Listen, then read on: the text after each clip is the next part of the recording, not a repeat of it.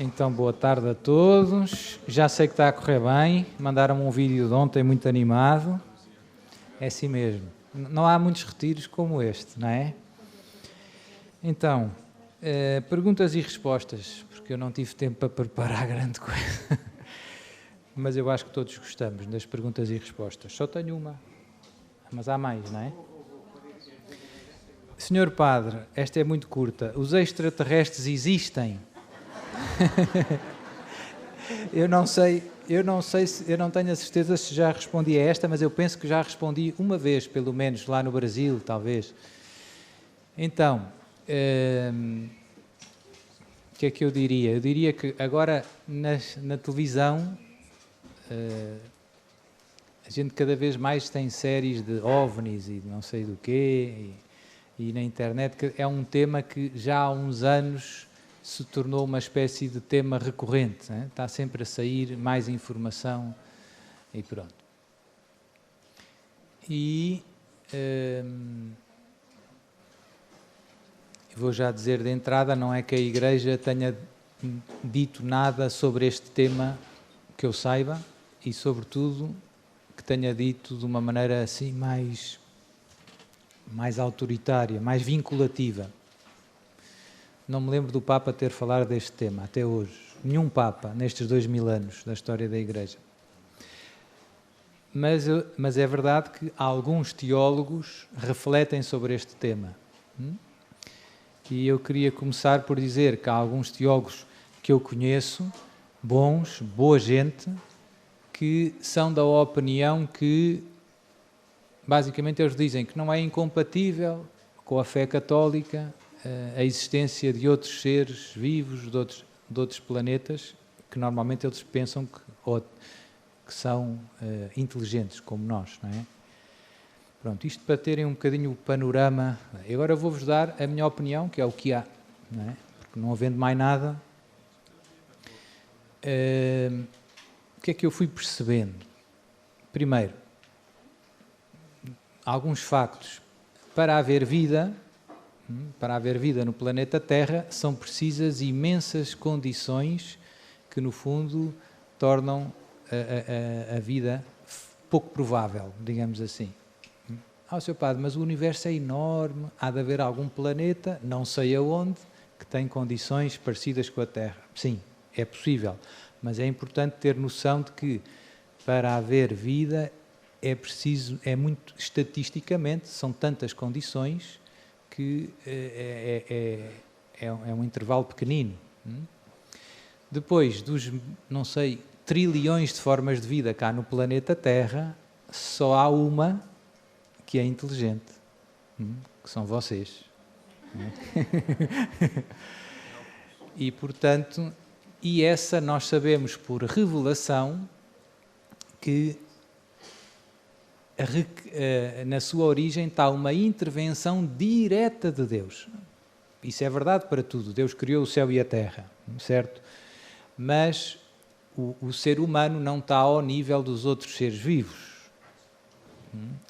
É um ser especial, qualitativamente diferente, né?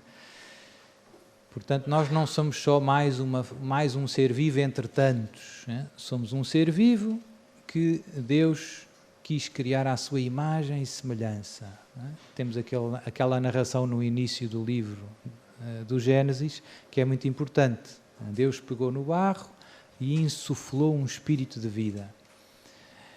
Porque nós também estamos muito habituados a ouvir aquela coisa de que o homem vem do macaco, o homem vem do macaco, o homem vem do macaco. Mas há um salto qualitativo entre um macaco, digamos assim, parecido connosco, e o ser humano, que é, no fundo, o ser racional, o ser inteligente. Nós dizemos que a definição de ser humano é animal racional. Esse racional, do ponto de vista, digamos assim, se nós quisermos, filosófico, metafísico, não é algo que um animal consiga evoluir sozinho. É uma coisa que requer a inteligência, o espírito humano, se nós dissermos assim, é algo que não depende da evolução. A mera evolução não produz porque é um efeito desproporcionado com as causas fisiológicas, digamos assim. Isto agora fica um bocado técnico. Mas pronto, mas nós sabemos pela revelação que Deus interveio de uma maneira especial no momento da criação do homem, que criou à sua imagem e semelhança. Isso reflete-se de uma maneira especial na alma humana, que é inteligente e que é livre. O macaco não é inteligente e não é livre. E há uma grande distância entre o animal que nós considerarmos mais evoluído e o ser humano. Há um abismo.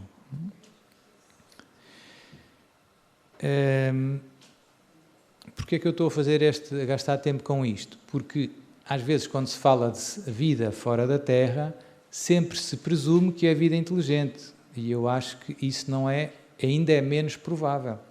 Se é pouco provável haver vida fora da Terra do ponto de vista estatístico, haver vida inteligente fora da Terra implicaria uma intervenção direta de Deus também.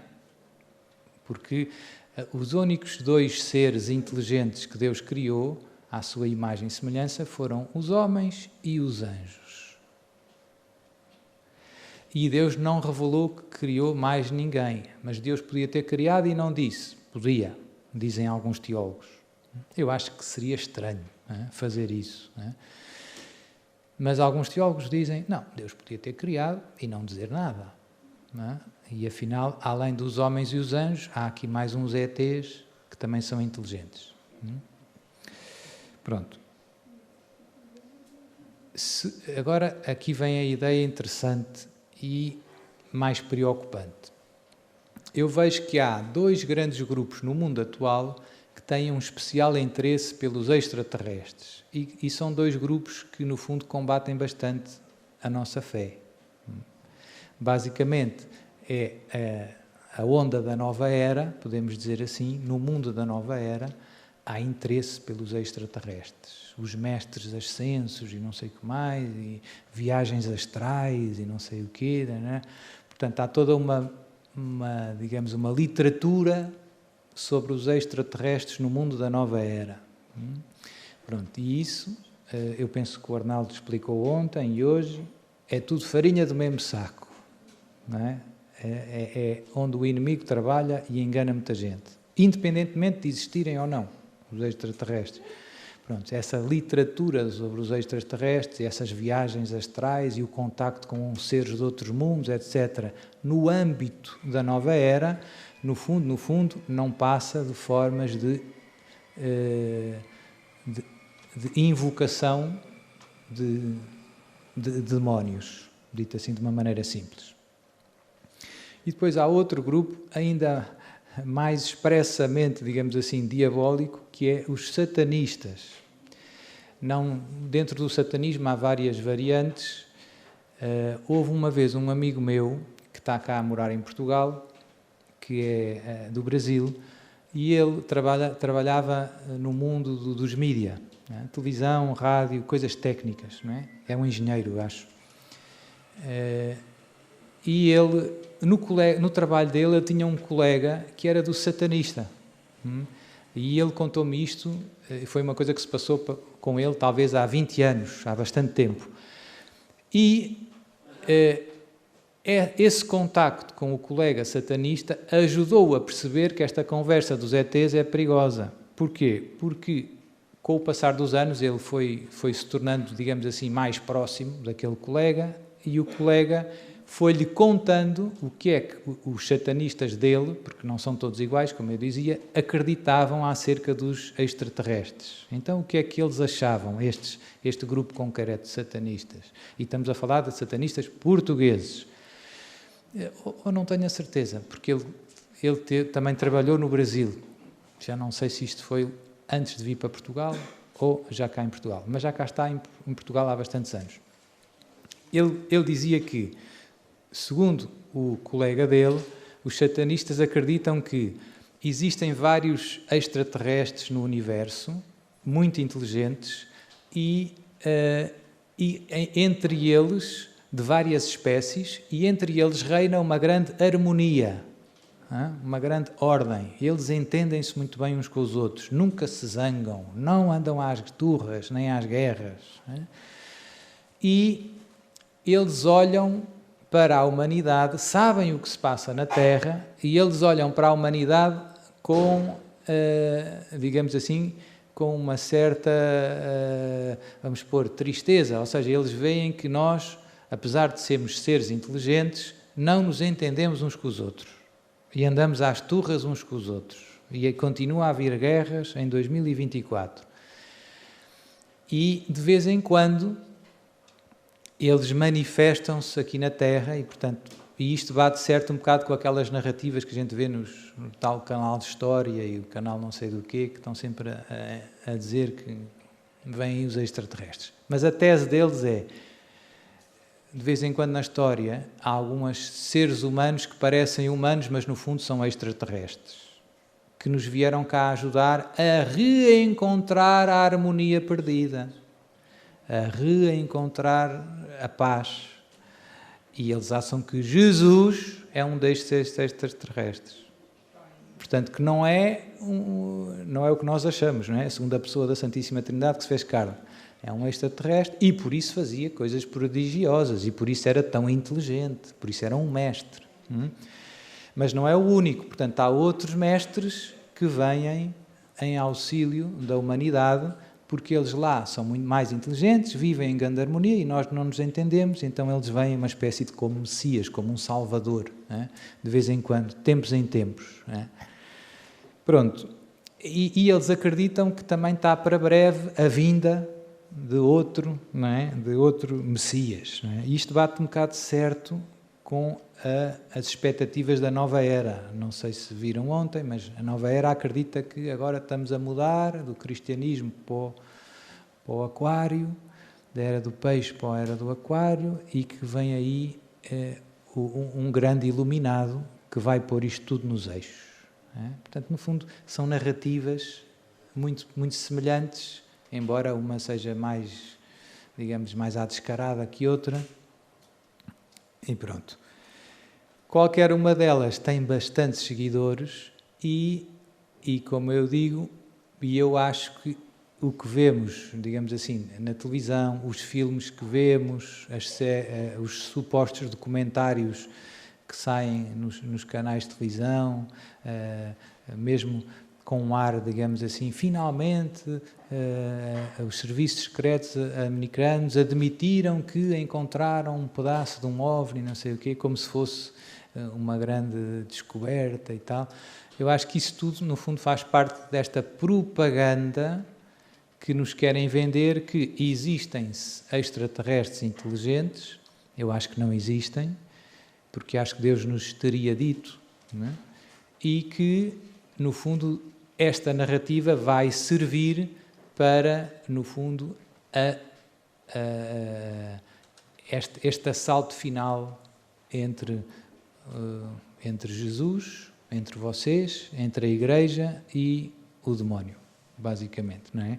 Portanto, a história do anticristo, do falso profeta, dos sinais, ou seja, há muita gente que está a ser preparada por esta narrativa para depois engolir a parte final, digamos assim. Portanto, a minha opinião é dogma de fé, não é dogma de fé, é a minha opinião. A minha opinião é: não existem outros seres vivos inteligentes fora da Terra. Existem os anjos e os homens, que Deus revelou na Escritura. Eu não acredito que existem outros. Então, mas acreditar que existem outros é pecado? Eu diria que não é pecado. Agora, acreditar nestas coisas que se vêem na televisão e isso tudo, é que não tem fundamento sólido. Não tem fundamento sólido. Portanto, eu acho que cuidado. Quando vêm com essa conversa, cuidado. Não é? Deve soar o nosso alarme. Pronto. Não sei se chega, mas é o que eu acho. Se no céu temos a felicidade total, como é que há vários níveis no céu? Como é que algumas pessoas serão mais felizes que outras? É uma boa pergunta, eu penso que também já respondi uma vez ou outra. Então, a analogia que costumo usar, mais fácil se calhar, embora são sempre pobres, a gente quando usa uma imagem para falar do céu, o céu é tão espetacular que se a gente quisesse descrever com precisão, não conseguia dizer nada. Não é? Portanto, temos que dar umas imagens muito pobrezinhas. Não é? É a imagem da sede. Portanto, alguém tem muita sede e precisa de beber 3 copos de água. Se beber 3 copos de água, fica saciado. Não é? E há outra pessoa que tem menos sede, só precisa de beber um copo de água. Ela, depois de beber um copo de água, não quer beber mais um. Ela já está saciada.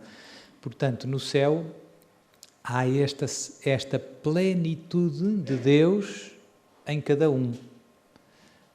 Nós estamos saciados neste sentido. Não é? Ninguém, como é que eu ia te explicar? Ninguém fica com sede. Não é? No céu estamos todos saciados. E ninguém tem inveja, porque, tal como na terra, não é? Eu só tinha sede para um copo de água. Não tenho inveja de quem bebeu mais copos de água. Eu não queria mais. Eu já estou saciado. E o que é que determina que há pessoas que têm mais sede e outras menos sede?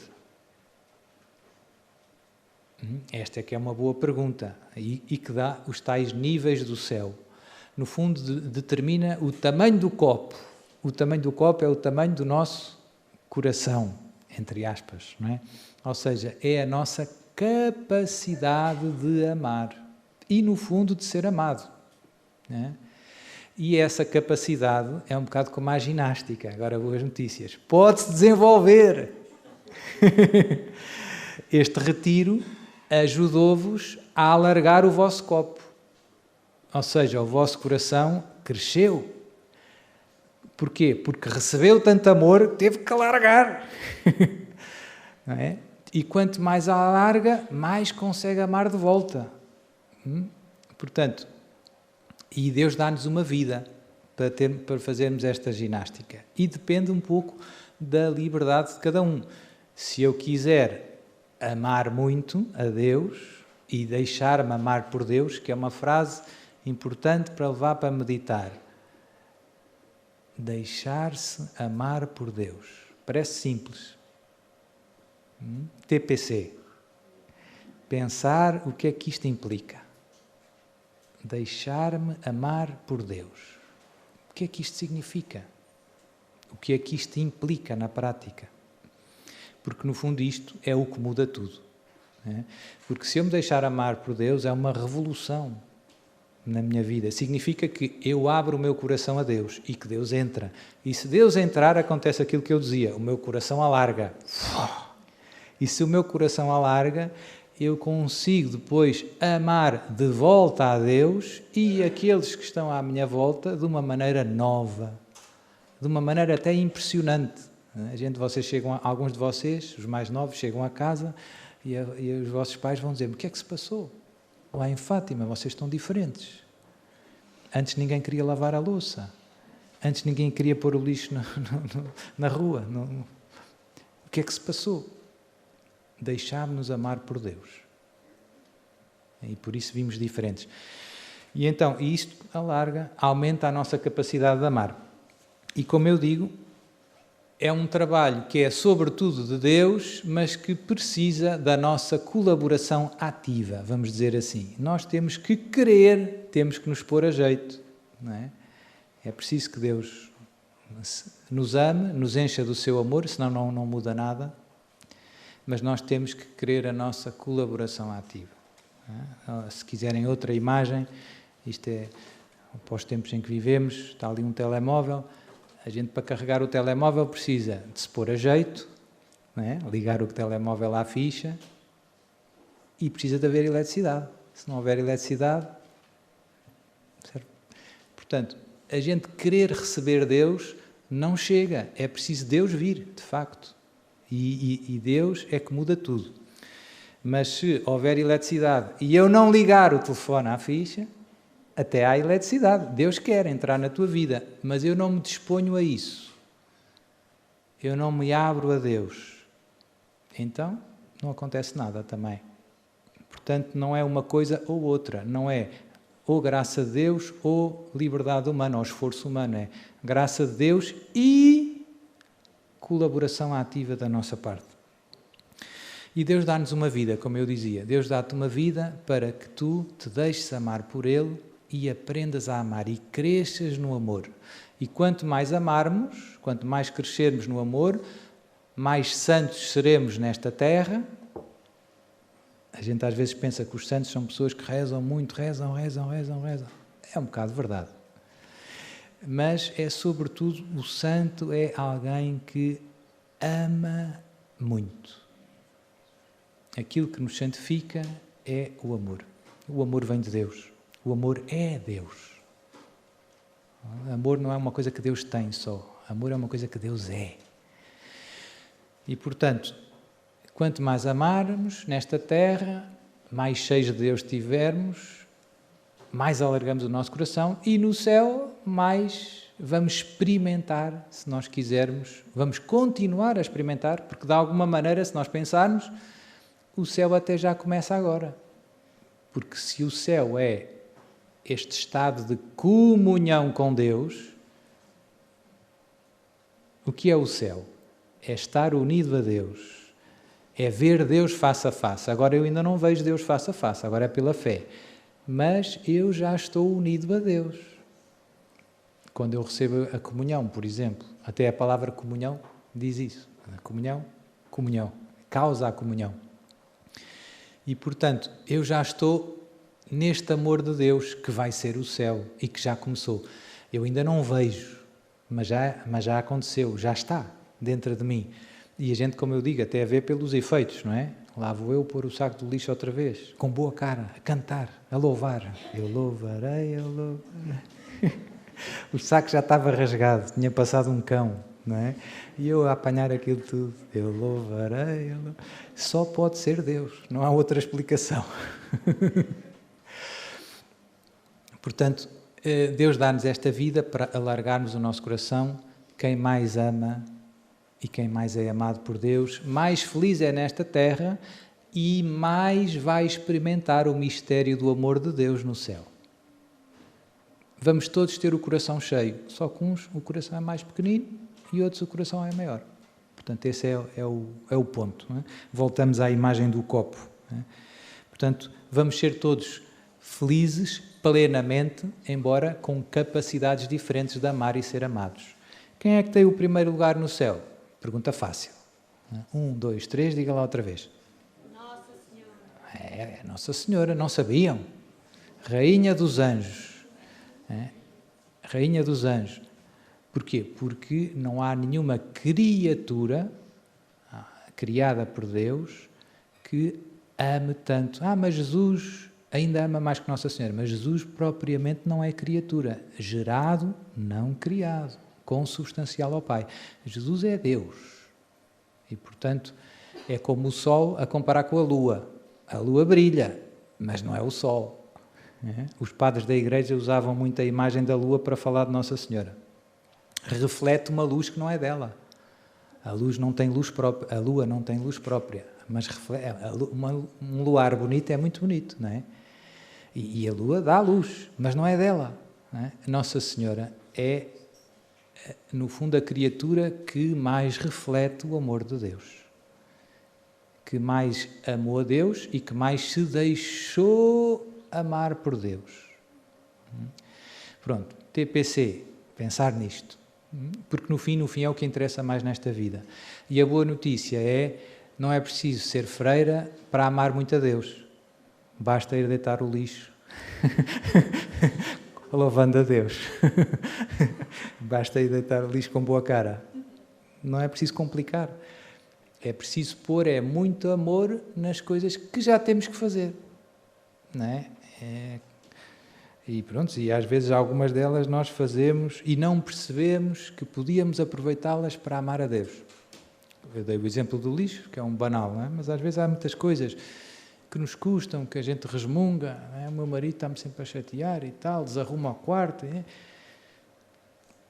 Podemos fazer tudo o que temos que fazer por amor a Deus. Só há uma exceção. Só há uma coisa que nunca conseguimos fazer por amor a Deus. Não é? O que é que será? Começa por P. É o pecado. Porque o pecado é, por definição, uma falha no amor. Não é possível amar o próximo dando-lhe um tiro na cabeça. Não é? Quem ama não mata. Quem ama não rouba. Quem ama não mente. Portanto, o pecado é sempre, por definição, um desamor. É sempre um desamor. Portanto, eu não consigo amar desamando. É uma contradição. É, por definição, o oposto. Mas, tirando isso, tudo o resto serve. Quando eu tinha 19 anos, 18 anos, eu percebi que podia ir fazer bodyboard. Não sei se os mais novos, os mais velhos não sabem o que é bodyboard. É uma espécie de surf. Ia para a praia, para as ondas. Eu percebi, mas isto não é pecado, portanto eu posso fazer isto por amor a Deus. E pensei, fixe, vou-me santificar a ir para o Guincho. Vocês não sabem, o Guincho é uma praia que há lá ao pé do Cabo da Roca. Porque não é pecado, então se não é pecado serve para amar a Deus. É uma ótima notícia, porque nós temos imensas coisas que até gostamos, que são ocasião, a gente às vezes pensa, se não custa, não vale nada. Não é verdade, não é verdade. Se não amas é que não vale nada. Se puseres amor, vale. Se puseres amor, vale. É verdade que as coisas que custam é preciso pôr um bocadinho mais de amor, que senão aquilo empanca, como dizem lá em cima. Ó, seu padre, empancou-a. Venha para trás, venha, empancou. Às vezes quando custa a gente empanca, não é? Já não há paciência para ouvir a mulher, já não sei o quê, o vizinho nunca não sei o que mais. A gente empanca no amor. É? Qual é o segredo? Quando a cruz pesa, este é um bom exame de consciência, se a cruz nos está a pesar em algum lado, ou na vida familiar, ou na vida profissional, ou com os amigos, ou com a saúde, é porque o amor está fraquinho. E a gente às vezes tenta fugir da cruz. A solução é simples. A solução dos santos era pôr mais amor. Em vez de dói no ombro, a tentação que tem é, vou parar e encosta aí a cruz um bocadinho. A solução é, se o ombro e as pernas ficarem mais fortes, a gente aguenta. E isso é pôr mais amor. Não é? Essa é a solução para os nossos dilemas. E isto vale para o retiro, não é? Porque a gente vem aqui à espera que Deus nos tire a cruz. E devíamos vir aqui pedir a Deus que nos encha do seu amor. Porque se nos saímos daqui cheios do seu amor, venham eles. Quantos são? Venham eles. Não é? Tudo se ultrapassa, tudo fica leve. Como eu digo, conseguimos ir pôr o lixo a louvar a Deus. É um milagre. Pronto. Portanto, devemos aproveitar esta vida cada dia para crescer no amor. Esta é a nossa grande meta. Amar cada dia que passa mais Jesus e Maria. Quando nós olhamos para a vida dos santos, basicamente é isso que a gente vê em todos. Os caminhos deles foram muito diferentes. Os santos são muito variados. Não é? Mas todos são parecidos nisto. Amaram muito Jesus e Maria. Amaram com loucura. Não é? Pronto, então vamos embora. Como diz um amigo meu, zimbora! Vamos amar muito Jesus e Maria. Já fiz vários abortos e confessei e arrependi-me. Quando for julgada por Deus, serei julgada por isso. Obrigada. Então, o aborto é um pecado que marca muito do ponto de vista emocional. Não é? Uma pessoa, sobretudo as mães, não é? O pai não fica tão marcado, mas também fica. Não é? Mas a mãe, aquilo é uma experiência traumática, não é? A vários níveis. E às vezes a pessoa vai se confessar, Deus perdoa e Deus perdoa rápido. Como qualquer pecado, se vir arrependimento, Deus perdoa. Deus não está muito preocupado com o tamanho do pecado. Está só preocupado com o nosso arrependimento. Porque sem arrependimento, o perdão de Deus não entra dentro do nosso coração. Mas normalmente quando alguém se vai confessar é porque está arrependido. Não é? É muito raro alguém se confessar sem estar arrependido. Deus perdoa logo. Só que, como eu digo, o aborto do ponto de vista emocional é algo que traumatiza muito, que marca muito, não é? Que deixa muitas feridas emocionais. E às vezes nós temos muita dificuldade, quem passa por isso, em se perdoar a si mesmo. É difícil. E por isso acontece, os padres que confessam, estão habituados, há algumas pessoas que vão se confessar, já confessaram aquele pecado, mas aquilo marca-as tanto, aquilo que elas querem confessar outra vez. E querem confessar ao seu padre, olha que eu fiz um aborto quando era mais nova. Pronto. E eu às vezes tento ajudar a pessoa a dizer, olha, Jesus já a perdoou. Jesus tem um amor perfeitíssimo e uma misericórdia infinita, perdoa tão rápido que até custa a crer. Né? Mas eu acho que lhe falta perdoar-se a si mesma. E eu ajudo a pessoa até a dizer em voz alta, é terapêutico, eu perdoo-me por ter feito isto. Não é? Pronto. Depois, a boa notícia é o seu filho, digamos assim, lá do céu, pode ter, de alguma maneira, uma relação consigo, não é agora começar a invocar os mortos, mas a gente, quando morrermos, um dia vamos ver todos os nossos familiares, todos, também esses, mais pequeninos, que, digamos assim, que foram mais cedo. Portanto, eu acho que isso também nos pode ajudar nessa fase. Eu tenho 2 irmãos que não foi por aborto voluntário, acontece também os abortos espontâneos. Tive uma irmã a seguir a mim, que ela morreu depois do parto, nasceu, passado umas horas, morreu. Chamava-se Maria.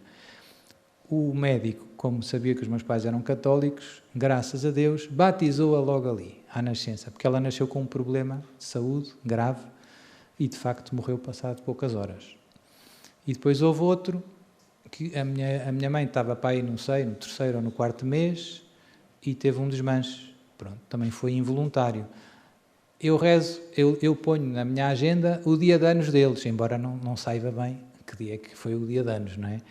Mas para me lembrar que tenho mais 2 irmãos lá de cima e que me ajudam nesta luta. É? Portanto, eu acho que até as coisas dolorosas podemos olhar para elas com olhos diferentes, digamos assim. Depois, sugiro, se alguém quiser, há alguns retiros, não há em todo o lado, mas em Lisboa há, chamam-se Vinha de Raquel. Alguém já ouviu falar da Vinha de Raquel? Pronto. Que são organizados pela Maria José Vilaça, uma psicóloga de Lisboa, católica, presidente da Associação de Psicólogos Católicos. 5 estrelas. E ela faz há muitos anos retiros vocacionados para quem passou por este trauma.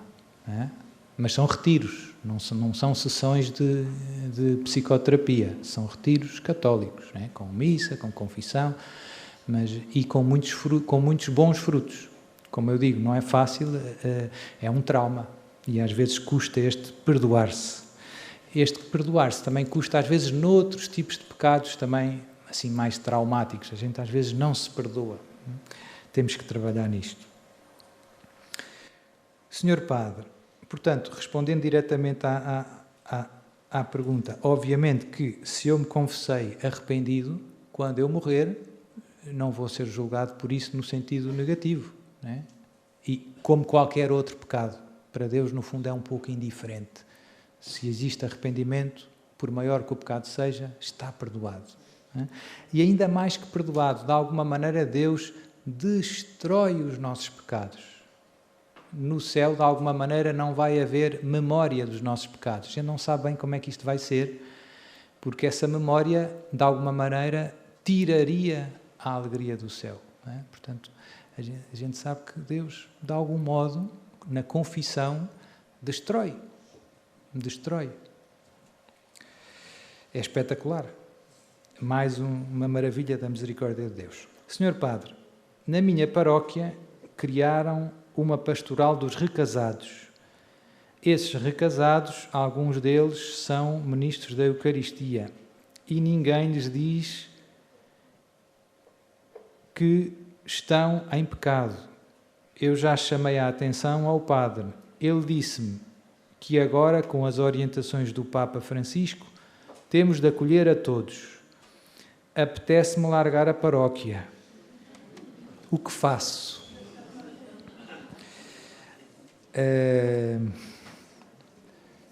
Bom, o que é que eu vos posso dizer? Então, o pecado é pecado. No fundo, os 10 mandamentos são os 10 mandamentos. Não vão mudar. A gente não vai pôr um 11º mandamento, nem vai tirar um. Não vão passar a ser 9 nem 11. Não é? Portanto, e quem é que nos revelou o que é bom para nós e o que é mau para nós? Aquele que nos criou. Aquele que nos criou é que nos diz: isto, vocês quiserem ser felizes, façam isto, façam o bem, a estrada é por aqui, e evitem o mal. E se nós fizermos o contrário, o que é que vai acontecer? Vai correr pior. É um bocado como tudo, não é? Eu dou sempre os mesmos exemplos, mas são os que me vêm à cabeça. Se alguém comprar uma máquina de lavar, vem lá com um livrinho a dizer: o detergente põe-se nesta gaveta, não é? Liga-se à ficha assim. E agora, se eu em vez de detergente puser lá dentro, sei lá o quê, diluente, não é? Ou gasolina sem chumbo, ligar a máquina no máximo, será que as calças ficam lavadas? Não é? E, sobretudo, espero que ele não fume a seguir.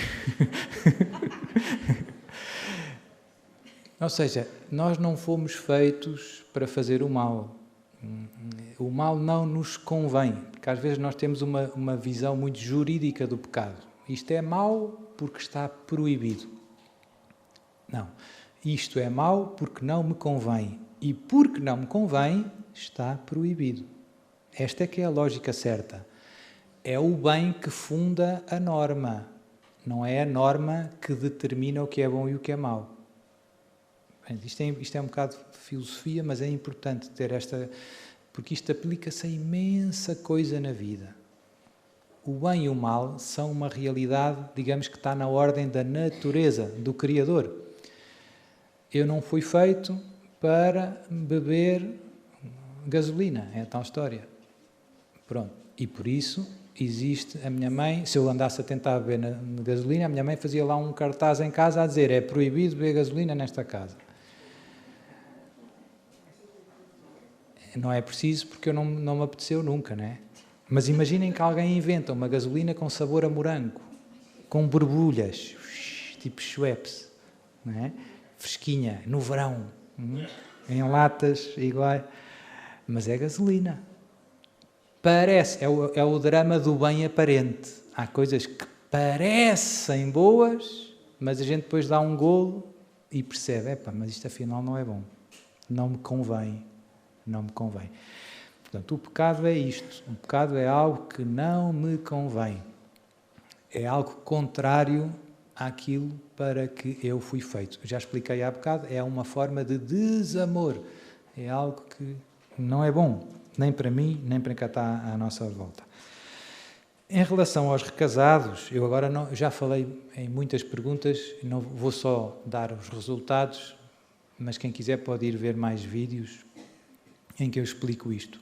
A doutrina sobre o matrimónio é muito clara. O que Deus falou sobre o matrimónio, e Jesus em concreto, é claríssimo. É claríssimo. Não separa o homem o que Deus uniu. A mulher que deixar o marido e casar com outro comete adultério. O marido que deixar a mulher e casar com outra comete... Não fui eu que disse. Jesus de Nazaré. Portanto, não há volta muito a dar. Não há muita volta a dar. Agora, isto não significa que nós tenhamos que desprezar as pessoas que estão em pecado. Não é? Temos que amar a todos. Jesus amou a todos e deu a vida por todos. Né? Agora, há aqui uma fronteira delicada. A gente amar é querer o bem, querer o melhor. Não é simplesmente ser amigo no sentido de ir para os copos, não é? Calma, não é confirmar os outros no erro. Portanto, ser amigo é ajudar os outros a sair do pecado. E isso, em alguns casos, todos nós teremos os nossos casos nas nossas famílias, hoje em dia é muito frequente, não é? Pessoas que, no fundo, ou ainda não casaram pela igreja, ou já se divorciaram e casaram-se pelo civil. Eu penso que hoje é difícil encontrar uma família onde isto não tenha acontecido. De alguma maneira, já toca a todos. E agora, eu não falo mais com essa pessoa, falo, e sobretudo rezo por essa pessoa e tento, com paciência, porque às vezes não vai numa tarde, digamos assim, puxá-la para o caminho certo. Por exemplo, mandando o cartaz do próximo retiro, do Arnaldo. Ou seja, a gente quer trazer... E Jesus, quando foi almoçar à casa de Zaqueu e foi aos publicanos, não foi para os ajudar a continuar a roubar, foi para os tirar do pecado. Não são os doentes, os justos, os sãos que precisam de médico, mas os doentes. Eu vim para chamar os pecadores, não vim para os justos, vim para chamar os pecadores. Portanto, isso aplica-se para todos nós, cristãos. Portanto, nós não temos que desprezar ninguém, nem fugir de ninguém. Mas isso não significa que o pecado não existe. Temos que chamar as coisas pelos nomes, não é? O branco é branco e o preto é preto e o pecado é pecado, não é? Sr. Padre, mas não é fácil. Não é fácil, mas com oração, com penitência e com algumas sugestões. Eu sei que santos de casa não fazem milagres. Na nossa família é sempre difícil, não é? Mas não custa nada propor, olha, vai haver um retiro, se calhar era bom vires e tal, não é? E eu já vi muitos casos, e o Arnaldo também, de tantas pessoas que estavam bem lá no fundo do poço, e que deram uma chance a Jesus e que se arrependeram dos seus pecados e começaram uma vida nova. É espetacular. Portanto, não há casos perdidos para Jesus. Mas, voltando aqui à pergunta, eu afastei-me um bocado. São ministros da Eucaristia e ninguém lhes diz nada. Obviamente que há alguns ministérios que... É como a história dos padrinhos de batismo. Uma das maiores dores de cabeça que os padres têm é os padrinhos de batismo. Há alguns ministérios eclesiais que implicam a palavra idoneidade. Não sei se se percebe muito bem. Ou seja, ter as condições necessárias para desempenhar aquela missão. Ou seja, imaginem, os nossos jogadores da seleção. Há um que torceu um joelho. Agora acho que houve um do Sporting que torceu o joelho, não foi? Acho que foi. E então, ele mesmo que queira jogar não consegue. Ele não é idóneo para ser titular no jogo. Ele tem pena, mas não pode. Não é? Porque está com o joelho, ou está com o tornozelo partido, ou torcido. E isso aplica-se a estes casos. Há pessoas que, pelas suas condições objetivas, não são idóneas para ser madrinha ou padrinho de batismo, ou ministro da Eucaristia, ou catequista, porque, no fundo, a gente não prega só com a boca, a gente prega com o exemplo. A gente prega com o exemplo. E seria um contra-testemunho. Imaginem, eu tenho um afilhado e depois vou dizer ao meu afilhado, olha, meu afilhado, se quiseres ir para o céu, não podes cometer adultério, 6º mandamento. E ele vira-se para mim e diz, tio, mas tu não vives casado, vives em adultério, como o Herodes, com a cunhada. E eu ficava com que cara, não é? Toim! Como diz um padre amigo meu, toim! O Evangelho é para ser pregado com a vida. E digamos que há uns mínimos olímpicos, eu pergunto muito às pessoas, quer ir para o céu? Toda a gente diz que sim, graças a Deus. E eu digo-lhe, olha, há uns mínimos olímpicos, querido amigo, chamam-se 10 mandamentos. Tói. Portanto, os 10 mandamentos, no fundo, dão-nos a fronteira das coisas graves que nos fazem perder o tal amor de Deus que está em nós. E se perdermos o amor de Deus, é a pior desgraça que pode acontecer nesta vida. Tudo o resto é relativo. Perdemos a graça, perdemos o céu. Então, a senhora diz, como é que ela diz? Pronto, o padre, coitado, e coitada dela também, já chamei a atenção ao padre, ele disse-me que agora são as orientações do Papa Francisco. Temos que acolher a todos. É a tal história. Acolher é uma coisa, palmadinhas nas costas e dizer que não há pecado é outra. Estão a ver? Há ali uma fronteira eterna. Jesus foi almoçar à casa de Zaqueu, mas não foi para dizer a Zaqueu, Zaqueu, podes continuar a roubar, ninguém está a ver. Foi para dizer, hoje entrou a salvação nesta casa.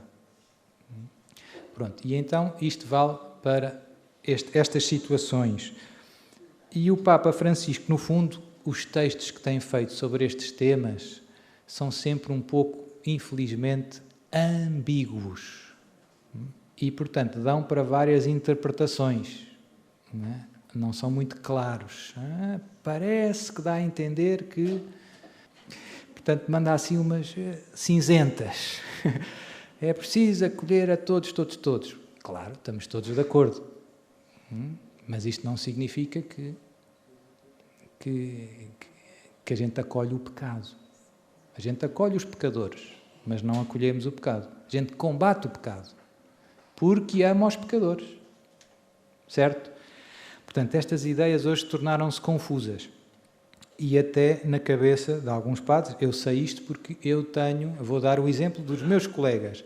No outro dia eu estava numa reunião, depois da famosa Amoris Laetitia, uma reunião só com padres. E eles estavam a falar disto, da comunhão aos que, no fundo, vivem em adultério.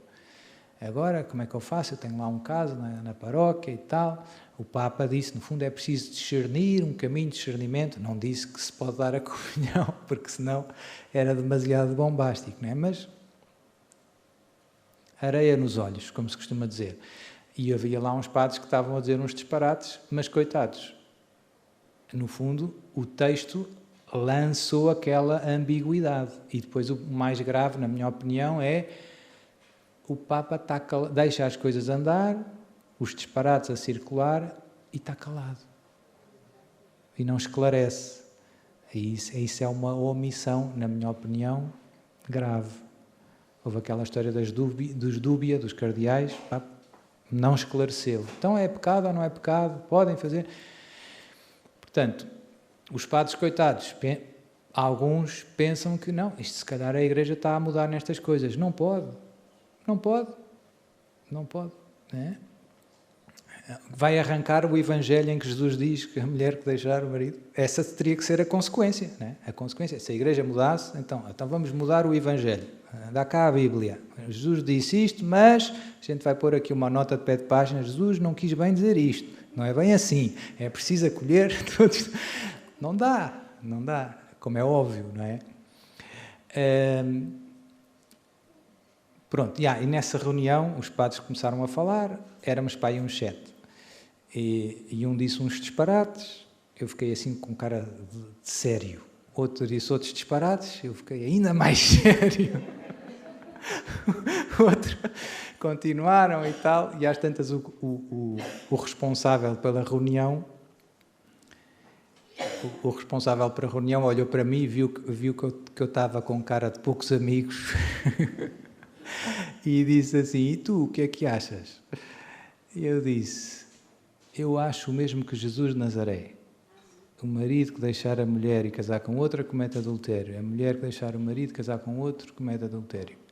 E estou disposto a dar a minha vida por isto.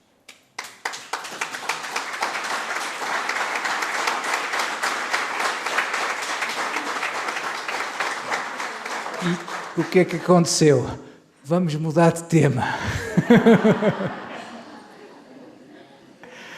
Pronto, e mudámos de tema.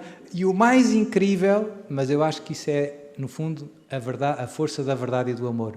Os padres não ficaram menos meus amigos.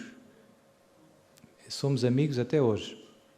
Quando às vezes eu não fico para o almoço ou assim, eles, pá, não te vás embora, fica connosco. Eles no fundo sabem que eu sou amigo deles e que não é teatro. E que, para mim, o Evangelho não é uma brincadeira. As coisas de Deus não são uma brincadeira. Não é?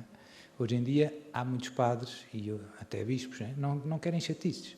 Coitados, o mundo é difícil, as pessoas querem, vêm os padrinhos, são sempre as mesmas guerras. E às tantas uma pessoa cansa-se de remar contra a maré. E às tantas, olha, já não digo nada, fazem o que quiserem. Pronto, é uma balbúrdia, mas isso não é educar. E a função, a palavra padre, o que é que significa? Pai. E um pai educa. E educar dá trabalho, ou não dá? Olha, careca.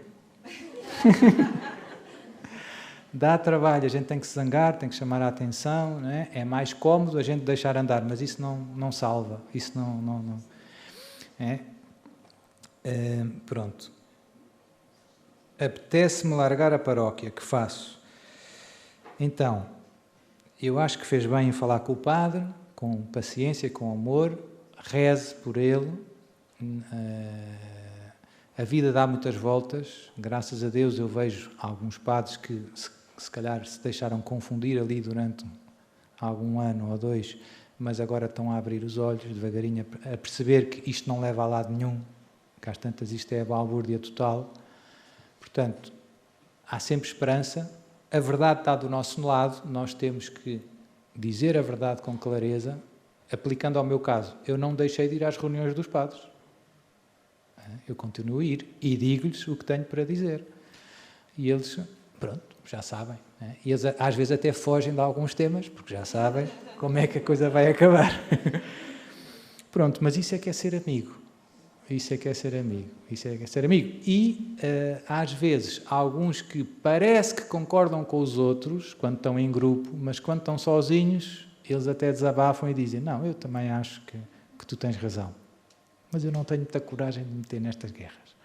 Portanto, vale sempre a pena dizer a verdade, lutar pela verdade, rezar e tentar ajudar. Apetece-me largar a paróquia.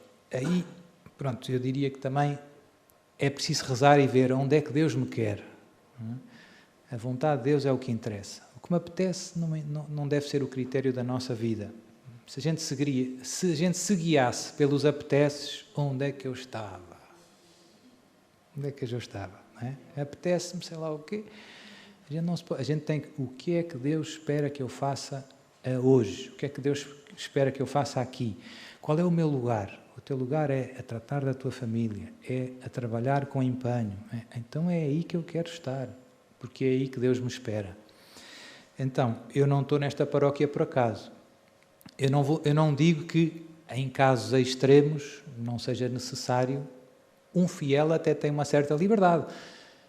Vocês têm sorte, podem escolher o padre, vão à missa do padre que gostarem mais e ninguém vos diz nada.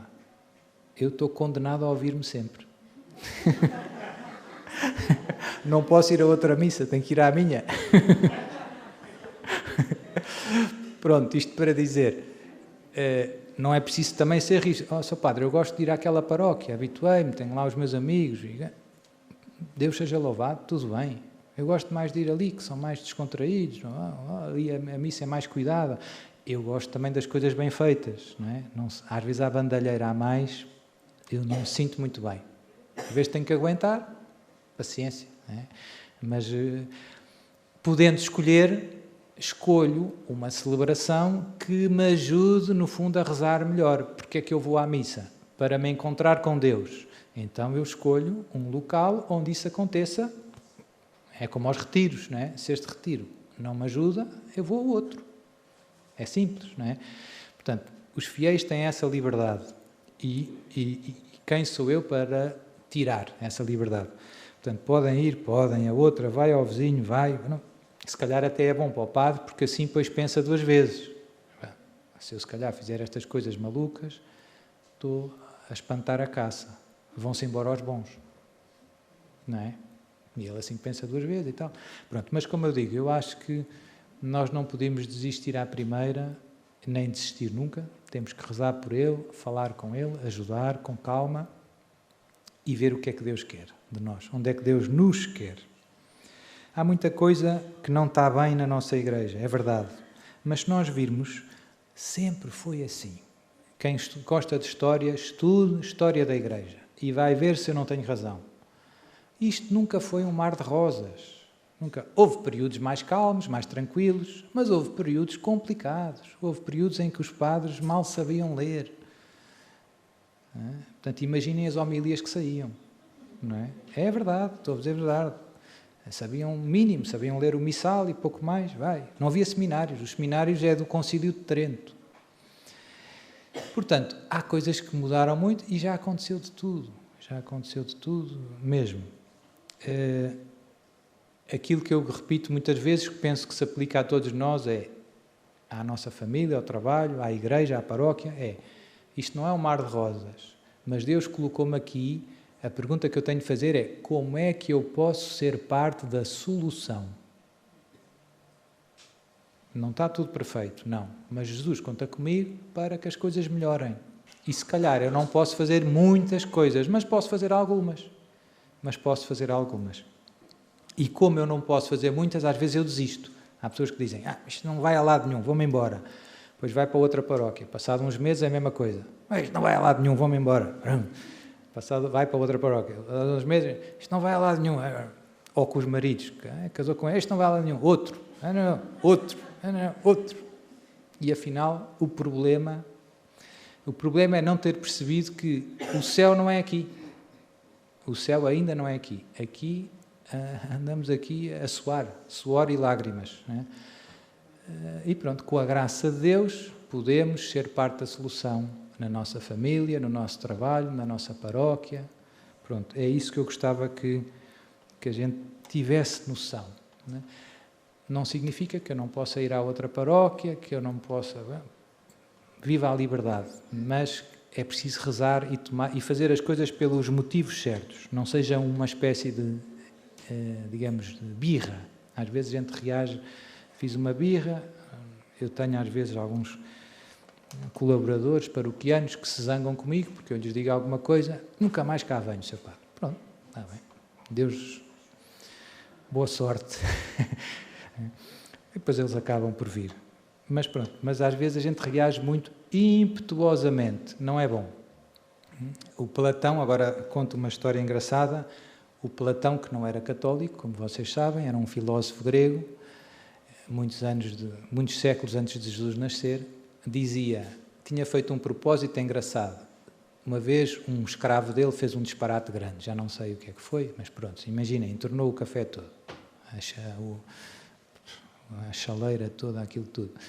Ele ficou muito irritado, queimou-se todo e não fez nada. E o escravo ficou muito impressionado, porque naquela altura eles eram castigados com muita dureza. E Platão disse: tens sorte porque eu decidi que quando me irritasse não ia tomar nenhuma decisão. É sábio. Porquê? Porque a gente de cabeça quente normalmente erra. A gente de cabeça quente diz o que não queria e faz o que não queria. Verdade ou mentira?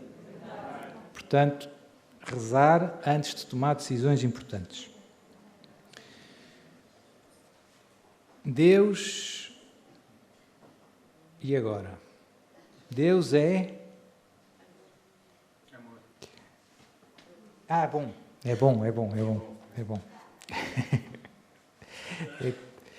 Deus é bom e tudo pode. Amém. Porque Deus não acaba com todo o mal, inclusive demónios, e permite que haja paz entre todos os seres visíveis e invisíveis. Como é possível que um ser perfeito, Deus, surja em seres imperfeitos? Boas perguntas. Sendo Deus perfeito, não deveriam todos os seres criados por Ele ser perfeitos? Ótimas perguntas. Estas, no fundo, quem escreveu isto pensa nestes problemas mais profundos. Como é que um Deus todo-poderoso e que é todo amor ter criado umas coisas que anda tudo às turras uns contra os outros, assassínios, guerras, maldades? Como é possível? E como é que é possível que Deus tolere isto tudo? 1 ano, 2 anos, 3 anos, 4 anos, 10 anos, 1000 anos. É o problema do mal. um problema que é, podemos dizer, a grande questão da história. Portanto, eu não vou dizer que este é um problema, é uma pergunta de resposta fácil, porque seria enganar-vos. A resposta a esta pergunta não é fácil. E eu vou-vos dar a resposta e de alguma maneira vai saber a pouco. Não sei se percebe isto, não é? Eu vou-vos dizer a resposta, mas vocês vão ficar pouco contentes. Está bem, mas isso não resolve. Quer dizer, resolve até onde a gente consegue perceber. Portanto, 2 ou 3 ideias que a gente sabe pela revelação. Deus não é a causa do mal. Isto é muito importante, porque se Deus fosse a causa do mal, Deus seria mau. Aquele que quer o mal é mau. Certo? Pronto. Deus não é a causa do mal. E Deus, no seu plano inicial, original, não havia mal. Pronto, certo. E então o mal como é que entrou? O mal entrou por uma coisa que Deus deu aos anjos e aos homens, que se chama liberdade. E aqui alguns diriam, então era melhor não ter dado. Deus foi dar a liberdade, isto correu mal. Ainda por cima Deus já sabia que ia correr mal. Porquê é que Deus deu a liberdade? É uma grande pergunta também. Porque se não houvesse liberdade, não havia pecado. Se não houvesse pecado, não havia retiros. É simples. É. Pronto. Então a pergunta é essa. Porquê é que Deus arriscou dar a liberdade aos homens e aos anjos? E aqui a resposta, como eu digo, sabe a pouco, porque o amor que é Deus e que é um amor família, que é Pai, Filho e Espírito Santo, quis que algumas das suas criaturas pudessem participar da sua vida íntima. Ou seja, quis que algumas criaturas pudessem conhecê-lo face a face, que o pudessem ver como ele é e amar e ser amados. O papagaio, o cão e o gato não conseguem ver a Deus, nem amar a Deus, porque não são livres. Portanto, a liberdade, por um lado, é uma condição de possibilidade de entrar em comunhão com Deus, mas, por outro lado, se for mal usada, é a possibilidade de, digamos assim, de destruir o plano de Deus e de introduzir o mal no mundo. É um risco grande, mas também é preciso perceber o que levou Deus a assumir esse risco. A vontade de querer ter criaturas, ter filhos, ter alguém que dissesse Pai Nosso. O cão não consegue dizer Pai Nosso. Portanto, a liberdade está um pouco na resposta a este problema do mal. Porque é que Deus permite o mal? Mas também é verdade que Deus não permite o mal de uma maneira, digamos assim, perpétua. Nesta vida, nesta história, Deus, e acontece com os anjos também, eles tiveram um momento só para se determinar, para escolher. E os homens têm uma vida para dizer que sim ou que não a Deus. Esta vida serve para isso, para dizer que sim ou que não a Deus, com as nossas ações. E, portanto, nesta vida, que é onde nós encontramos o mal, à nossa volta, há pessoas que fazem mal às crianças e outros que não sei o quê, e guerras e não sei o que mais, e maldades. Como é que Deus aguenta tudo isto? Nesta história, onde o pecado entrou por causa do abuso da liberdade, nós usamos mal a liberdade, Deus tolera o mal, mas também é verdade que tolera o mal por um certo tempo. É importante dizer isto. O mal é só transitório. Agora há pecado, mas a gente está a caminho dos novos céus e da nova terra, onde já não há morte, já não há Hospital de Santa Maria, não é preciso. Também já não há retiros. Não é preciso. Vai estar tudo nos eixos. Não é preciso PIN no multibanco. Não há ladrões. Não é? Os advogados vão estar todos desempregados. Os tribunais vão estar todos vazios. Novos céus e nova terra. É? E não haverá morte. Não haverá nem mal moral, pecado, nem mal físico. Nem doenças, nem dentistas, nem dores de dentes. Portanto, a história caminha para isso. A história caminha para isso. Deus permite o mal temporariamente. E, agora mais uma boa notícia, porque é que Deus permite o mal? Porque Deus, de uma maneira que só Deus consegue reciclar o mal. Espetacular. Deus consegue pegar no mal e fazer que o mal, de alguma maneira, concorra para a nossa comunhão com Ele. Espetacular. No precónio pascal, naquela coisa que se lê na vigília pascal, ó feliz culpa, que nos fez merecer tão grande Redentor. Ou seja, Deus permite o mal e do mal é a ocasião de mandar o seu Filho que morre por nós na cruz e na cruz recicla o mal todo em nosso benefício físico e moral. Físico e moral. Portanto, as nossas dores de costas, eu já tenho algumas também, sei quê, unidas à paixão de Cristo, santificam as nossas almas, ou seja, são ocasião de união a Deus. É espetacular. É uma ótima notícia. Só Deus. Aquilo que em si era só uma consequência do pecado, dolorosa, passou a ter um valor, digamos assim, útil. Né? Pronto, o cristianismo é esta loucura de Deus. Deus não anula a liberdade humana. Deus podia ter dito, vocês portaram-se mal, a liberdade volta. Acabou-se esta brincadeira. Vai tudo para a cama. Xixi, cama. Acabou-se a PlayStation. Não é? Dê cá a liberdade de volta. Não, Deus diz, eu não volto atrás com a minha palavra, eu dei a liberdade, mas eu arranjo uma maneira de, digamos assim, de vos tirar do buraco em que vocês, por culpa própria, se enfiaram livremente. É a cruz de nosso Senhor Jesus Cristo. É a resposta de Deus ao mal. Pronto, que nós estamos ainda numa fase intermédia, estou a falar muito, não é? Temos que ir lanchar, para a glória de Deus.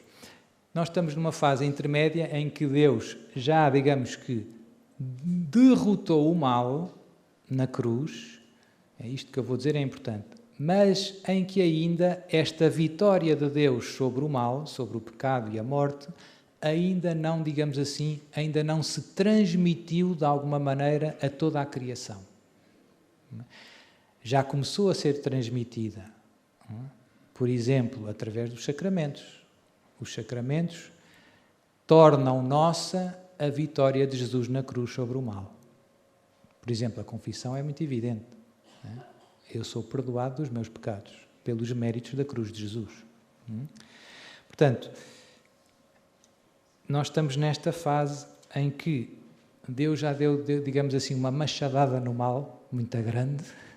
Já não tem cura ao mal, o mal já está feito ao bife, mas ainda estremece um bocado. Não sei se vocês têm galinhas, eu tenho.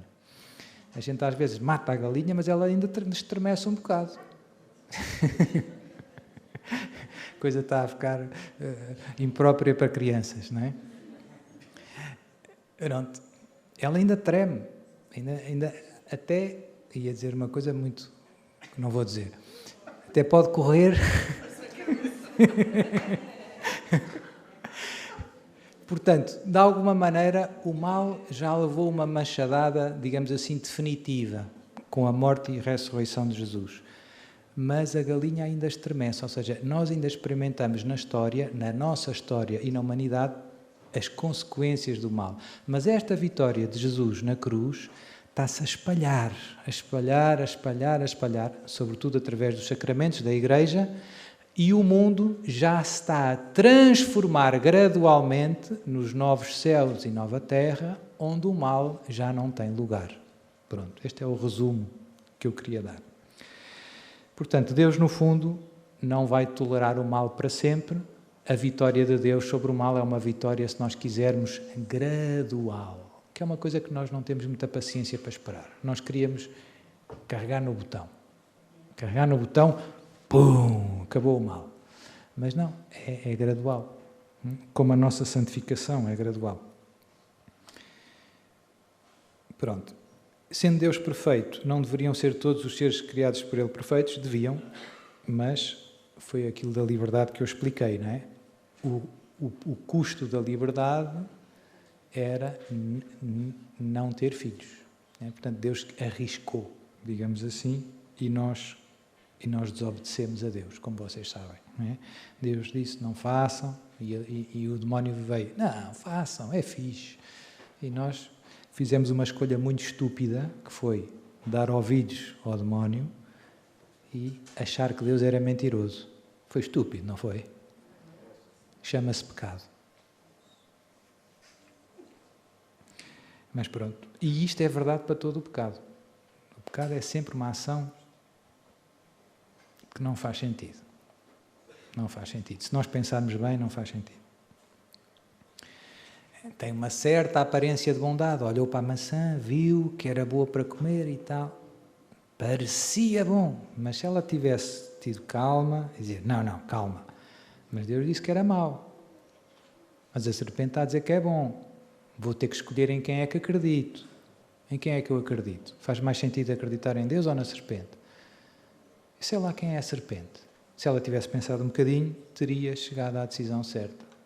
Mas o pecado é assim. A gente às vezes vai pelo impulso. Epá, uma maçã. Não era, parecia bom. Nunca tive nenhum preconceito ruim sobre a efusão do Espírito Santo, pois cresci no meio carismático. Descobri recentemente que há pessoas que não aceitam se não for um padre. Poderia me explicar o porquê dessa dúvida? Então, assim rápido, o renovamento carismático é um movimento que não tem, agora já tem alguns anos, por acaso, não é? Mas que nasceu, vá lá, na segunda metade do século XX. E que nasceu, digamos assim, até fora da Igreja Católica. Foi num ambiente de protestantes, não é? Pentecostais, começaram a fazer retiros. Como vocês sabem, os protestantes guiam-se muito pela Sagrada Escritura. Todos estamos de acordo que a Bíblia é 10, é impecável. Devemos usar a Bíblia sempre. E lá, quando nós vemos, sobretudo nos Atos dos Apóstolos, etc., vemos o que aconteceu em Pentecostes. Pedro, antes de Pentecostes, foge quando Jesus é preso e depois nega Jesus 3 vezes. Uma senhora que estava ali, a criada do sumo sacerdote, o senhor também era do grupinho. Não, eu não. Eu trabalho em Lisboa. Estou de passagem só. Pronto. E depois é interessante, a gente às vezes vê Jesus aparece a São Pedro e podia ter dito, Pedro, eu gosto muito de ti, eu sei que tu gostas de mim, mas correu mal, Pedro. Correu um bocado mal. Tu desiludiste-me. Eu fui preso e tu fugiste. E depois a criada do sumo sacerdote perguntou se tu eras meu amigo, tu disseste que não 3 vezes. Eu acho que não tens as condições necessárias, que não és idóneo para ser o primeiro Papa. Era razoável que Jesus dissesse isso? Como é que Jesus resolveu este problema da fraqueza de Pedro? Disse, Pedro, não saias de Jerusalém enquanto eu não mandar a promessa do Pai. Tu não és flor que se cheire, mas eu vou resolver isso. Tu e os apóstolos, vocês vão ficar aqui quietinhos, em retiro, com o Sr. Arnaldo, a invocar o Espírito Santo. E depois ele vai vir. E vocês vão ver a diferença. E Pedro, desde o dia de Pentecostes até ao fim da vida, nunca mais vacilou. Morreu crucificado, como vocês sabem, em Roma. Logo a seguir ao Pentecostes, Pedro abre a boca e começa a pregar e converte-se um montão de gente. Ele que tinha tido vergonha em frente de uma senhora, agora à frente de toda a gente ali a falar à maluca, mas o que é que ele... Até eles a diziam, se calhar estão bêbados. Se calhar estão bêbados, o que é que se passa aqui? Pronto, portanto há pessoas que também vêm ao grupo dos carismáticos e acham, isto está tudo maluco. Ligaram-nos à ficha, o que é que se passa? Estas irmãs, onde é que já se viu? Estamos mesmo no fim dos tempos. Não, mas isto para dizer, se nós pegarmos no Novo Testamento, sobretudo nos Atos dos Apóstolos, nós vemos como o protagonista principal da missão é o Espírito Santo. Portanto, esta ideia é muito central. Se nós tirarmos o Espírito Santo da equação, isto vai correr mal. Se nós tirarmos o Espírito Santo da equação, isto vai correr mal. Porque vamos ser só nós. E só nós não vamos a lado nenhum. E a boa notícia é, por piores que nós sejamos, se o Espírito Santo estiver na equação, isto vai ser espetacular. Por isso temos que estar sempre muito centrados nisto. Esta é a receita de Jesus para a missão. Não fomos nós que inventámos. Foi Jesus que disse, vocês não saiam antes de receberem o Espírito Santo. O Espírito Santo é a chave. Não disse com estas palavras, mas no fundo é isto que está implícito, não é? E se nós virmos os Atos dos Apóstolos e as cartas de São Paulo, e depois o Espírito Santo acordou-me e disse-me, vai para não sei aonde, e eu fui. E depois os apóstolos desceram lá e perguntaram, já receberam o Espírito Santo? Não, então a gente impõe as mãos e veio o Espírito Santo. E depois... E, portanto, sem o Espírito Santo não vamos a lado nenhum. No renovamento carismático tem-se o bom hábito, obviamente que isto não é exclusivo, todos, a Igreja, temos imensos hinos ao Espírito Santo e missas ao Espírito Santo, na missa estamos sempre a pedir, mandai, Senhor, o vosso Espírito, né? Só que nós fazemos aquilo, como é que eu ia dizer, um bocado em piloto automático, sem termos muita noção do que é que estamos a fazer. Estamos a pedir o Espírito Santo, vinde Espírito Santo, já. Pronto, aqui no renovamento, ou nos retiros, faz-se de uma maneira, se nós quisermos, mais solene, neste sentido que, com os gestos, com os cânticos, não é? É um clamor insistente em que pedimos só uma coisa. Pai, manda, em nome de Jesus, o teu Espírito sobre estes nossos irmãos. E o que é que acham que Deus Pai faz quando alguém pede o Espírito Santo? Se vós, Jesus disse um dia, se vós que sois maus, sabeis dar coisas boas aos vossos filhos, quanto mais o vosso Pai dos céus dará o Espírito Santo àqueles que lhe... E disse que tinham que ser padres? Pronto. Alguma dúvida? É preciso pedir com fé. Simples. Não é? Mas eu não senti nada. Jesus disse que não é preciso sentir. Não é? O Pai dará, é uma questão de fé. Quanto mais o vosso Pai do céu dará o Espírito Santo àqueles que lhe pedem. Se a gente pedir com fé, recebe. Porque não podes ir para o céu se o Espírito Santo não tiveres contigo. E Deus quer. Pronto. E há imensos testemunhos, se calhar aqui se a gente agora pudesse... Mas eu, quando estive cá no outro e tudo, depois quando venho no outro... Há sempre pessoas que me vêm contar, seu padre, quando rezou, olha, aconteceu-me isto e aquilo, eu não estava à espera, eu nem acredito muito. Há ou não há? Imensos testemunhos de graças grandes. A infusão do Espírito Santo também, quando a infusão É isso. Só que há uns que me vêm contar depois, porque é que há uns que caem e outros não caem. Depende de Deus, não é? Basicamente, a questão do repouso no Espírito é aquilo que em teologia espiritual nós chamaríamos uma consolação de Deus, ou seja, é uma graça, digamos assim, mais extraordinária, que nos conforta. Às vezes é uma graça de cura interior, às vezes é uma graça de pacificação, tirar traumas, medos, etc. As pessoas que passam por isso relatam, experimentam uma grande paz, uma grande alegria, estão cá e não estão, etc. A gente vê que pelos frutos é uma coisa muito boa. Mas também há muitas pessoas que não caem e que depois notam que a vida, a partir daquele momento, começou a mudar. São Pedro não caiu, que eu saiba, no cenáculo, não é? Começou a falar. Pronto, isto para dizer, não é preciso... E normalmente a experiência que eu tenho é que Deus dá mais as consolações nas primeiras fases do nosso encontro com Deus.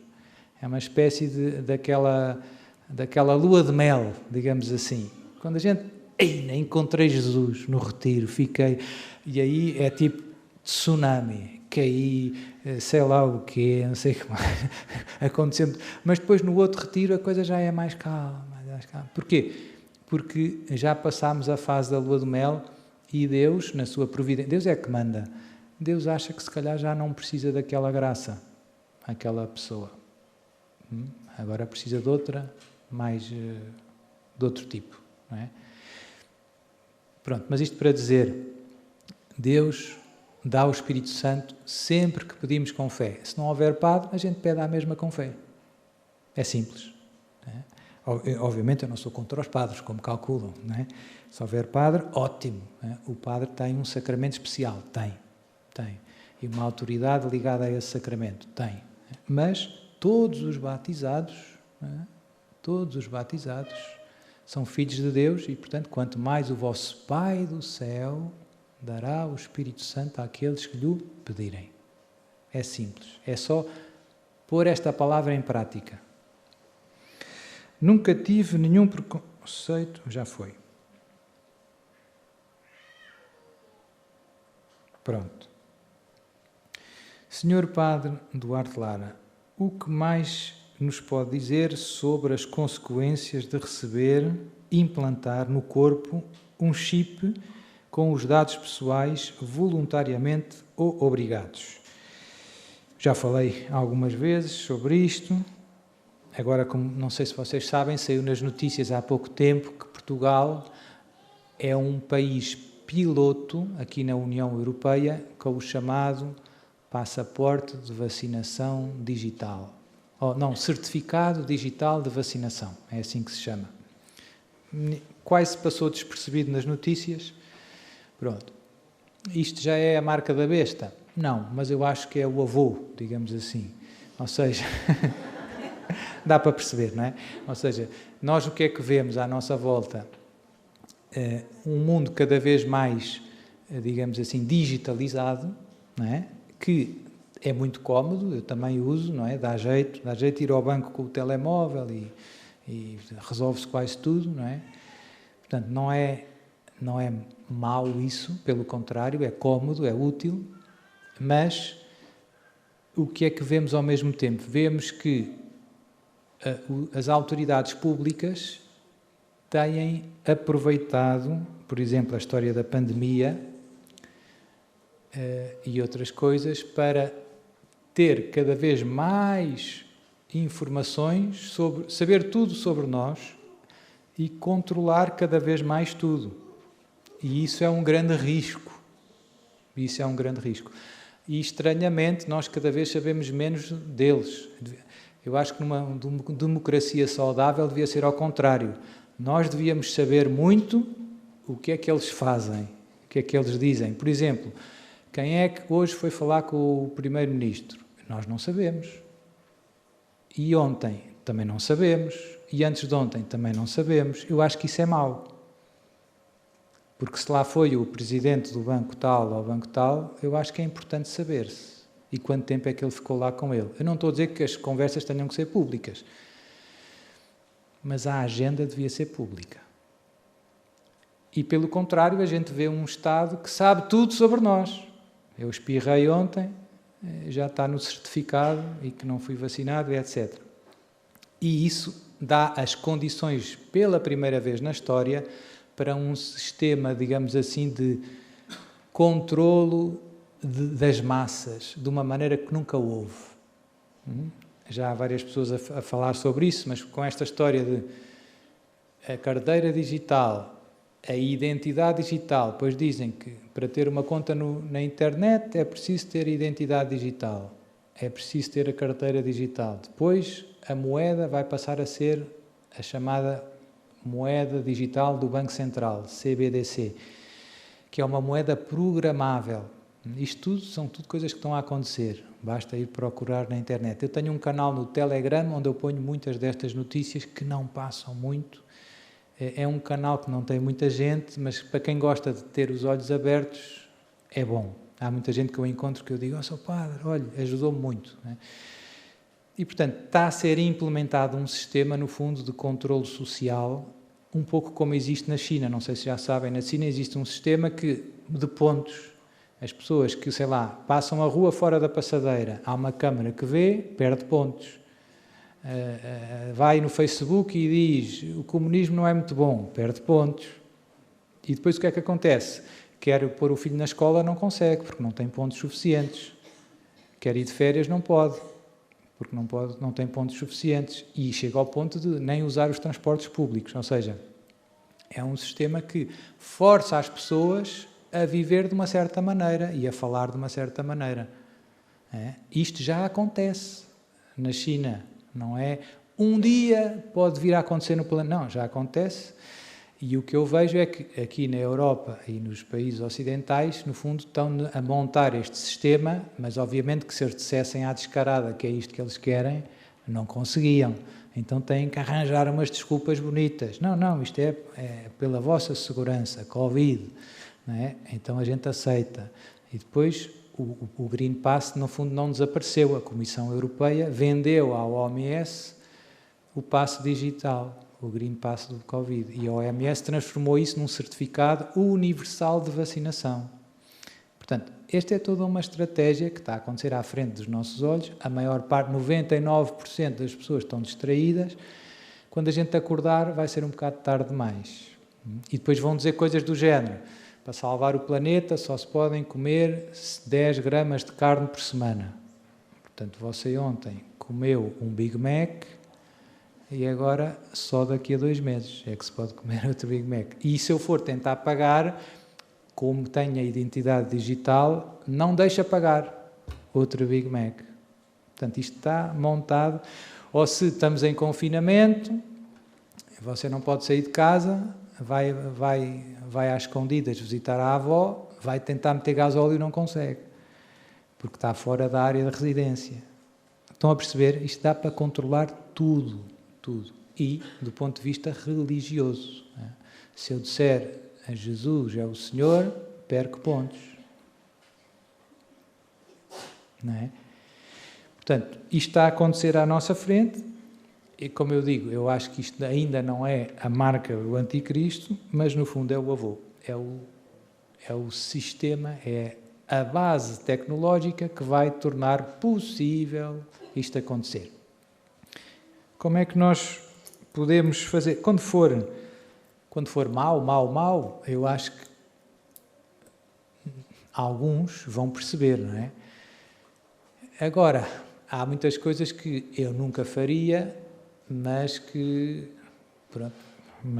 no fundo estamos a dar dados ao sistema para nos controlarem cada vez mais. Não é? Agora, por exemplo, é preciso dar o número fiscal para tudo. Uma pessoa quer comprar não sei o quê, quero fatura, com a desculpa de, isto é para combater a evasão fiscal. Mas o que é que acontece? O Estado sabe tudo o que eu faço. Tudo. E eu não quero. Não é? Pronto. São só exemplos. O livro do Apocalipse, eu já falei um bocadinho disso, a marca da besta implica também um problema de idolatria, implica um aceitar o anticristo como o meu salvador e como o meu chefe político, digamos assim, porque vai estar unido de alguma maneira. Ele vai ser a salvação, vai ser apresentado como o salvador, não só um líder religioso, mas um líder político. Portanto, essa marca vai implicar eu aceitá-lo como meu Senhor. Estamos longe disso? Eu acho que ainda um bocado. Mas, como eu digo, eu vejo que a base tecnológica está a preparar tudo para que isso seja muito fácil um dia acontecer. Estamos mais perto. O que é que nós podemos fazer para resistir? Não é? Que é o que dizem algumas pessoas na internet. É falar disto, como eu falo aqui, e de alguma maneira não deixar de usar o dinheiro. Por exemplo, alguns países da Europa já não há quase notas e moedas. É tudo transações digitais. Exemplo, na Suécia. Há muitos sítios onde a gente vai, não pode pagar em dinheiro. Porque eles habituaram-se a usar só digital. Isso significa que tudo fica registado. Quando obrigarem a ter a identidade digital, ou eu tenho ou estou fora do sistema. As notas e as moedas clássicas, antigas, ajudam a atrasar a implementação desse sistema. E dão-nos esta nossa liberdade, não é? Eu posso comprar o que eu quiser, onde eu quiser, e ninguém tem nada a ver com isso. Não é? No sistema digital, por exemplo, no Canadá, quando houve aqueles protestos dos camionistas por causa dos abusos em relação aos confinamentos e ao Covid, não sei se alguns seguiram, o que é que o primeiro-ministro fez? Bloqueou-lhes as contas. Bloqueou-lhes as contas do banco. Então, se tivermos notas e moedas, não consegue.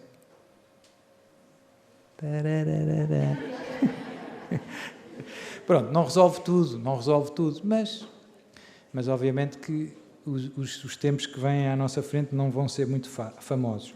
Vai ser difícil, eu já disse isto algumas vezes, é uma coisa que a gente tem que rezar para ter força e, sobretudo, invocar muito o Espírito Santo. Se um dia a gente tiver que enfrentar a decisão difícil entre seguir Jesus ou estar no sistema, pois, se essa decisão vier, agora dá para as duas coisas, não é?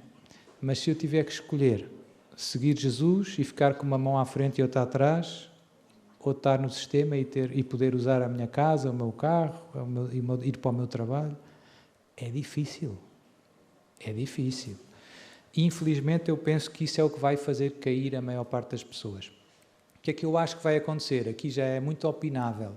Eu acho que vai haver um colapso financeiro mundial, estas guerras e etc., preparam isso, vão estourar com a economia, vão estourar com os bancos e depois vão impor a moeda digital como solução. As pessoas vão entrar em pânico e o Estado vai dizer, não fiquem preocupados, vocês tinham 3.000 euros aqui na conta, eu vou-vos dar 3.000 euros em moeda digital, mas basta apenas dar os seus dados biométricos e ter uma identidade digital. O que é que as pessoas vão fazer? E eu vou dizer, eu tenho galinhas.